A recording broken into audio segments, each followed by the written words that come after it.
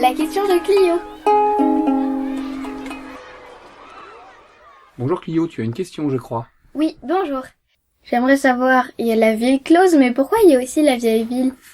Effectivement, la vieille ville, elle se retrouve sur la rive droite du Blavet. C'est la plus ancienne partie habitée d'Hennebon. La ville close, c'est celle qui est à travers les murs. Elle date du XIIIe siècle. Elle a été construite par Jean Ier le Roux.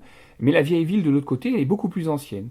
La première fois qu'on entend parler de cette partie-là, eh bien, c'est en 1060. Tu vois, c'est autour de l'an 1000. Euh, c'est dans un cartulaire. Alors un cartulaire, c'est un gros document dans lequel on rangeait tous les écrits et toutes les archives officielles.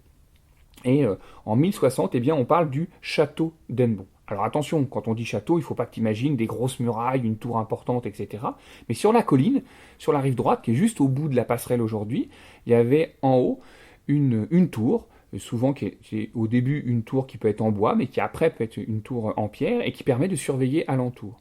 C'est très important parce que on pouvait ainsi surveiller la route, puisque c'était le point de passage quand on venait de Nantes, de Vannes et qu'on voulait se rendre à Quimper, mais c'était aussi à cet endroit-là eh bien, que passaient les bateaux sur le Blavet et qui pouvaient descendre de Pontivy jusqu'à la mer et de la mer remonter jusqu'à Hennebon. Donc c'était un endroit extrêmement important à surveiller.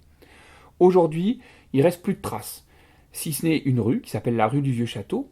Et puis également, si tu t'amuses à regarder sur une vue satellite ou sur un vieux plan, tu vas te rendre compte eh bien, que la forme des rues et des maisons sont disposées en deux ovales. Il y a un premier ovale qui est la haute cour, où se trouvait la tour, et puis il y a un petit peu plus large une partie qui s'appelle la basse cour. Alors aujourd'hui, la basse cour, ça nous fait penser aux poules, mais à cette époque-là, et dans un château, la basse cour, c'était l'endroit où se trouvaient les écuries, le bétail, la chapelle, certaines habitations qui se situaient en partie basse. Donc effectivement, autour de cette motte castrale, eh bien, va se développer peu à peu une ville. Il y aura même un monastère, un endroit où on trouve des moines, qui sera le monastère de Kerguelen, où aujourd'hui se trouvent les Ursulines. Donc c'est là que démarre eh bien, la première histoire d'Hennebon au Moyen Âge.